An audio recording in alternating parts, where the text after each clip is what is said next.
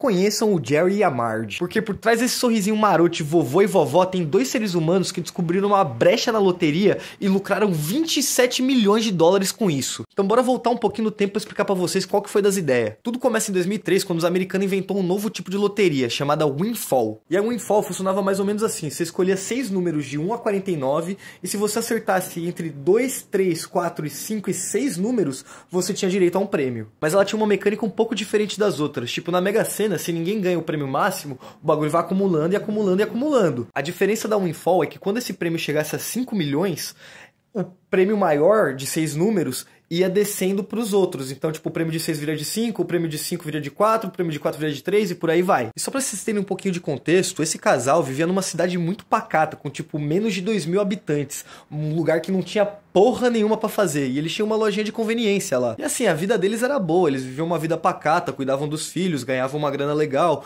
Tanto que eles aposentaram, se não me engano, nos anos 2000. E isso com uma boa grana guardada. Só que em 2003 tudo ia mudar pra eles. A fita é que o Jerry sempre foi muito bom com números. Ele sempre teve uma cabeça muito boa pra matemática. Então quando ele tava lendo as regras da loteria, ele falou, mano, se pá tem alguma coisa aqui. E é justamente por causa daquela mecânica do rolldown que eu falei pra vocês. O Jerry percebeu que isso acontecia mais ou menos de 6 em 6 semanas, porque é muito difícil alguém acertar os 6 números. Então era praticamente garantido que essa parada ia acontecer. Agora o único problema era esconder isso da Marge, porque como ele não tinha certeza se ia dar certo ou não, ele não queria falar pra ela e ela, tipo, tirar ele de louco ou, mano, impedir que ele fizesse isso, porque ele tinha muita certeza do que ele tava fazendo. Mas antes de colocar qualquer dinheiro, ele resolveu testar a parada. Então o que ele fez? Ele pegou um caderno e começou a anotar fileiras de 6 números como se ele fosse jogar esses números. E aí chegava no final da semana, quando anunciavam os ganhadores, ele pegava esses números e verificava o quanto ele ganhou.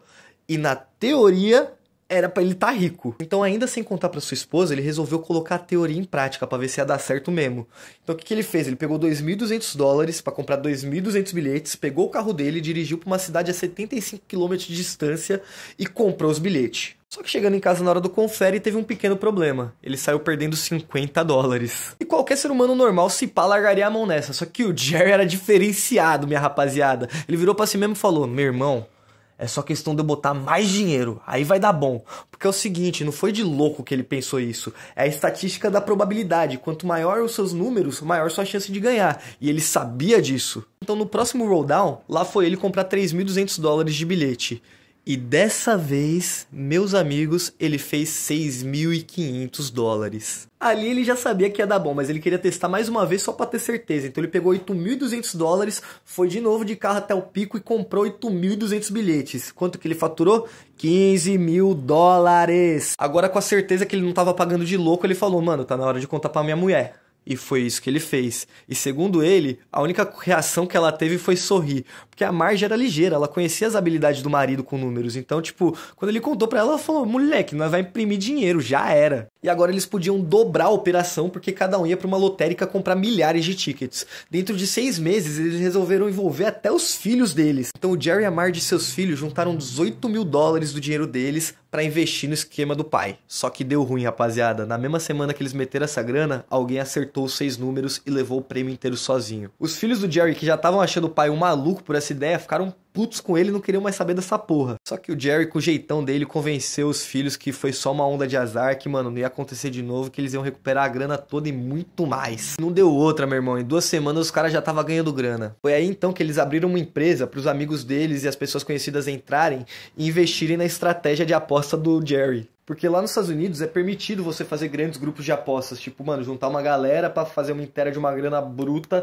e comprar uma porrada de bilhete da loteria. E essa empresa chegou a ter 25 membros, com advogados, banqueiros e policiais, meu irmão. Os caras estavam protegidos. Não que eles estivessem fazendo algo de legal, só pra constar, tá bom? Tipo, quem falhou foi a própria lotérica, mano. Eles que perceberam um bagulho que teoricamente não tem nada de legal. E dentro da legalidade eles foram fazendo grana bagarai. Foi 40 mil numa semana, depois dobrou pra 80, depois 160 e o bagulho só subia, meu irmão. A vida tava boa pros dois, até anunciarem que a loteria de Michigan, que é onde eles moravam, foi fechada devido a baixo número de vendas de bilhetes. O que todo mundo sabe que é mentira, porque eles estavam comprando, mano, no mínimo 100 mil bilhetes toda semana. Só que foi aí que um dos caras da empresa do Jerry ligou pra ele e falou o seguinte: aí, Jerão, na moral, tá rolando um outro esquema muito similar numa cidade vizinha aí. Só que o problema é que é 1.200 km de distância.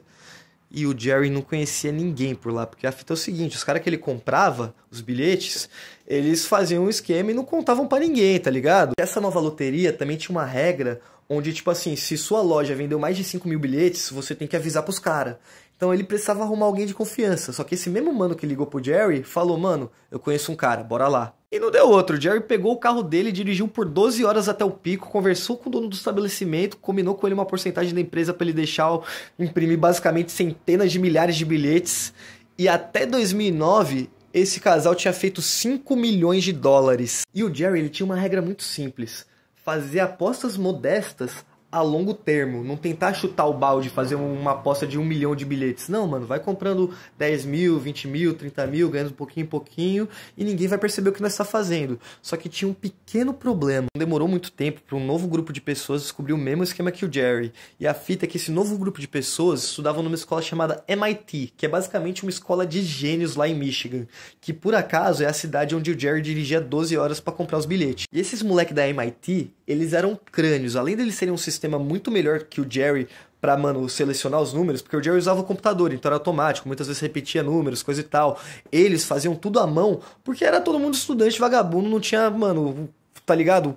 Trampo de fazer essa parada. Era papo de 30, 40 estudantes contra 2 idosos, mano. E não só isso, os caras eram muito boy, então eles tinham muito mais grana que os dois pra fazer qualquer coisa. E uma estratégia que eles começaram a fazer que o casal não fazia era forçar o rolldown. Porque assim, tinha que chegar lá até 2 milhões de dólares pra acontecer o rolldown. O que eles faziam? Eles metiam, mano, uma semana antes do bagulho acontecer, metiam 1 milhão de dólares pra chegar no rolldown. E é isso, mano, quando batia o prêmio, só eles ganhavam. E essa brisa acabou chamando a atenção das autoridades, né, mano? Começaram a questionar como que essa galera tá ganhando a loteria 30 vezes seguidas. Então uma detetive descobriu das atividades do Jerry, foi até buscar ele numa lotérica, pá, mas como não é ilegal, ela não tinha o que fazer, ele não quis conversar com ela, nem a Marge. Mas logo logo o estado de Michigan ia ficar sabendo dessa parada que tava acontecendo e iam fechar 7 lotéricas. 2 delas eram o contato que os dois tinham. Chegou até a sair uma matéria sobre o que os dois estavam fazendo e o Jerry ficou puto com essa matéria porque tratou ele como se ele estivesse roubando a lotérica e na real, mano, de novo, tudo que ele fez foi legal. E uma semana depois dessa matéria ele foi dar uma entrevista felizão, contar sobre tudo que ele tinha feito e apontar o dedo pros caras do MIT, porque na verdade ele não forçava roll down, ele só jogava quando acontecia. E, tipo, segundo ele, isso me dá uma chance de qualquer jogador que comprar durante essa época. Ao contrário dos caras do MIT que basicamente forçavam a situação a acontecer para poderem ganhar dinheiro em cima dos outros. Mas a fita é que até 2012 esses dois ganharam 27 milhões de dólares fazendo essa brisa